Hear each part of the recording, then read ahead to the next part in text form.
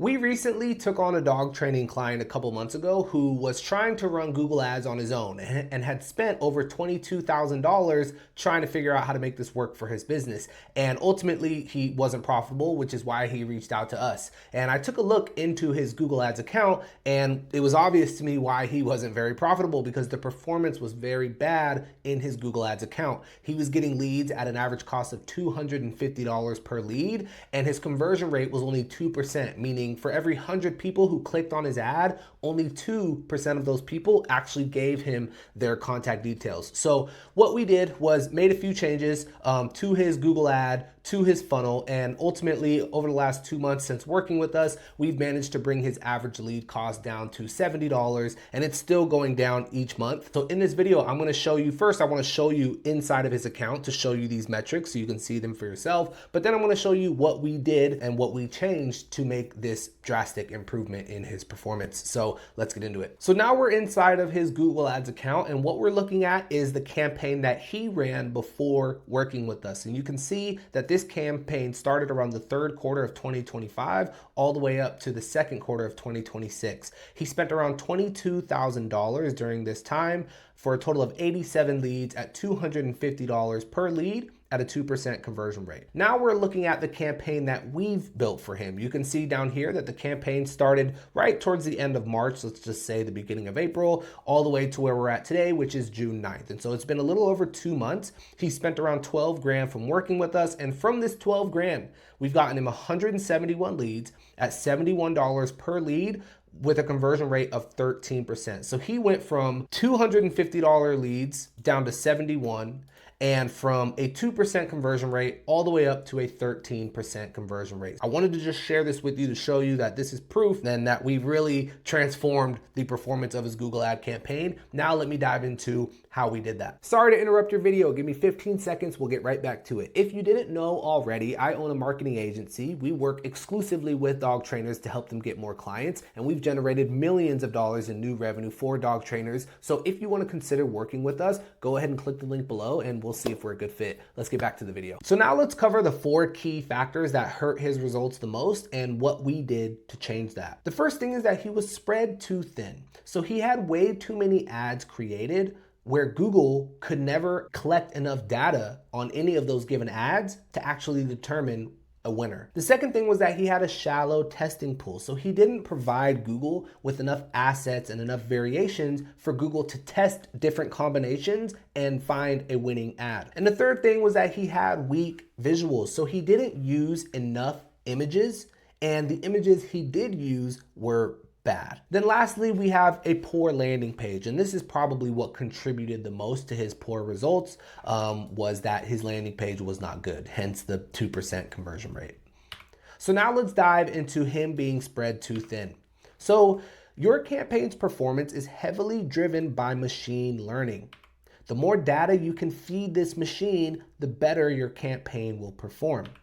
The problem with him was that he had way too many ads being created, right? And so what we can see on the left-hand side here is a visual representation of how his campaign structure was. And on the right-hand side, we have a visual representation of how we structured his campaign. And what this little brain here represents is Google's machine learning algorithm, right? And so he was forcing Google to test all these different ad combinations. And the problem with that is that when you have this many combinations, if your budget isn't big enough, your budget's being spread way too thin. And so there's only a little bit of data across each one of these ads and not enough data to actually find a winner.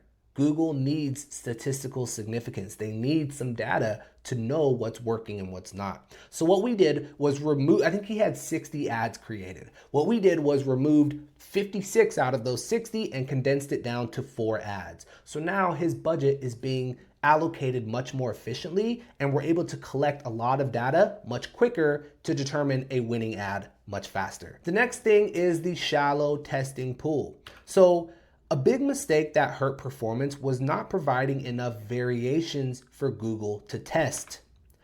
A Google ad has 2 primary elements. You have your headline at the top, and you have your description here at the bottom. This account only had 3 out of 15 headlines and 2 out of 4 descriptions.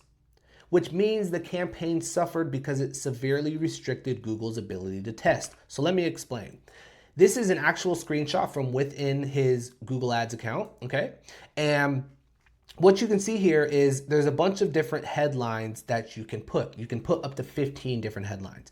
He only used 3 out of these headlines and left the other 12 completely empty. So Google has basically no headline, like hardly any headline variations to work with to test what variations work better than others and with what audience those variations work with versus other audiences, right? And then for his descriptions, Google gives you 4 description options and he only filled out 2 out of the 4. Now this one isn't as severe as the headline problem, but still you should fill in all the descriptions and all of the headlines and let Google test it all. So you should use as many variations as you can, then let Google test different combinations to find the best performers. Then we have the weak visuals. So image assets are a huge factor in determining how many people click your ad. This account only used 3 out of 20 images. So again, this is a screenshot from his campaign. These are the real images that he used, all right? So you can see he's only using 3 out of the 20 images. And the images that he did choose to use are stock images, which are a big no-no. You do not want to use stock images. You should instead use images like you working with a dog, or your facility, or you with a happy client, or happy clients holding certificates, the training environment, right? The idea is you want to have visual authenticity. But when you're using stock images like this, people know that these are stock images, and now you're not showing what it's like to work with you. You're not giving people an authentic visual representation of your business. And so you're kind of creating this wedge of distrust between the visitor and your business. So it's very important that you use real images, and it's also very important that you use 20 out of 20 or as many as you possibly can so Google can go and test those image combinations. And then we have the poor landing page. So what hurt performance the most was where the leads were being redirected to after clicking the ad. The biggest issues were lack of visual authenticity. So when you clicked on his landing page and you were scrolling through, he had a few stock images and that's it. No real images and no real videos. And the part that's painful about this is he has a YouTube channel, he has a ton of content on social media, and none of it was on his landing page, right? And so, you know, again, to what I said earlier, you're just creating a wedge of distrust between the visitor who's on that page and your business. People want to see who the owner is and what they look like. They want to see other happy clients that you've worked with, the training environment that their dog will be in. All of those things make a huge impact on building trust with the person who's on your site and getting them to actually give you their contact information. And the third thing was that the landing page was not user-friendly. So throughout the entire landing page was just long lines of text. There was no bullet points, no icons or any other visual cues to make it easy for someone to scan the website and intuitively fall into place by giving you their contact information, right? So when you just have big walls of text, it's like people don't want to read that, okay? And they won't read that. They'll scan through it and read little snippets of it, but when you have these big walls of text,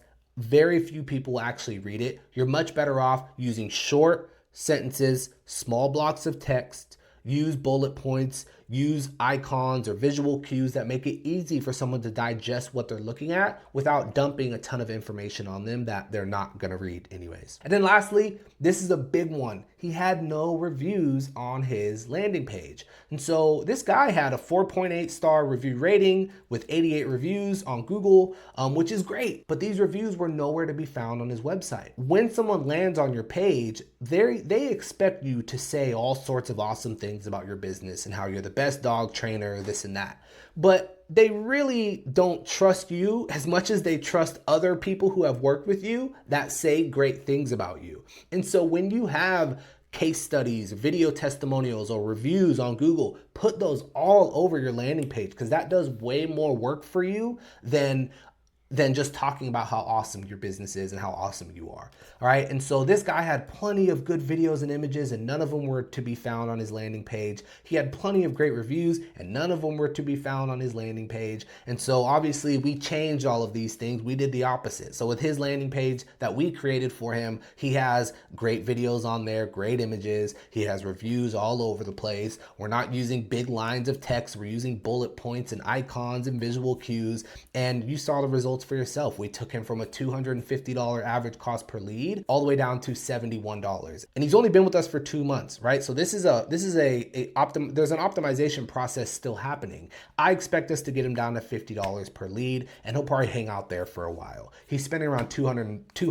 $250 a day on ads. So he's got a decent sized budget, and at $50 per lead, with $200 to $250 a day, that's fantastic for a dog trainer running Google Ads. So that's it. That's how we helped this dog trainer take his lead cost all the way down from $250 all the way to $70. And I expect us to eventually get that lead cost down to $50. It's just a matter of time, a few optimizations, and we'll get there. If you are a dog trainer who wants to run Google Ads for your business and you're curious to know if we can help you too, feel free to click the link below. Just be aware that you will be redirected to our website, and there's going to be a video of me pitching you our services. So if you don't want to be pitched, don't click the video. It's all good. With that said though, I will see you in the next video.